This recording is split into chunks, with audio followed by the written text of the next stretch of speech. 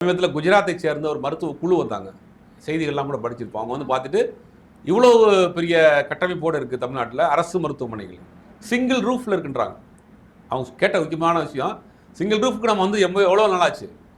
அவங்க சிங்கிள் ரூஃபில் இருக்குங்கன்னா சொல்கிறாங்கன்னா அங்கே இருக்கக்கூடிய வட மாநிலங்களில் பிளட் டெஸ்ட் எடுக்கிறதுக்கு ஒரு இடத்துக்கு போகணுமா, எக்ஸ்ரே எடுக்கிறதுக்கு ஒரு இடத்துக்கு போகணும், மெடிசன் வாங்குறதுக்கு இங்கே என்ன சொல்கிறாங்கன்னா எல்லாம் ஒரே இடத்துல ஆரம்ப சுகாதார நிலையம் முதற்கொண்டு அங்கே வந்துருச்சு அந்த மாதிரியான சிஸ்டம்.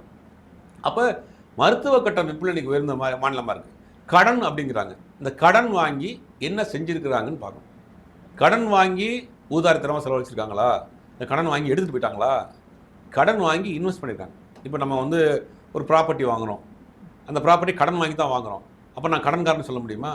அந்த ப்ராப்பர்ட்டி அடுத்த வருஷம் எவ்வளோ போகும், 4 வருஷம் கழிச்சு அந்த ப்ராப்பர்ட்டியோட வேல்யூ எவ்வளோ போகும். அப்போ பணம் கடன் வாங்கி தொழில் முதலீட்டில் இன்வெஸ்ட் பண்ணுறாங்க. இதனுடைய நிறையா பொருளாதார நிபுணர்கள் சொல்கிறாங்க, இன்னும் ஒரு 5-6 வருஷத்தில் தமிழ்நாட்டில் இந்த வேலைவாய்ப்பு உற்பத்தி அப்படிங்கிறது பெரிய லெவலில் வந்து நமக்கு இன்க்ரீஸ் ஆகும். ஏன்னா பல இண்டஸ்ட்ரிகளை இன்வெஸ்ட் பண்ணியிருக்காங்க தமிழ்நாடு, பல ஃபாரின் இண்டஸ்ட்ரியை கொண்டு வந்திருக்காங்க. இதெல்லாம் மைக்ரோ லெவலில் டெவலப் ஆகிட்டே போதுங்கிறாங்க. அப்போ கடன் வாங்கி என்ன செஞ்சுருக்காங்க அப்படின்னு பார்க்குறப்ப இதெல்லாம் அவங்க அறியாமையில் சோசியல் மீடியாவில் உட்காந்து கமெண்ட் போட்டுட்ருக்காங்க.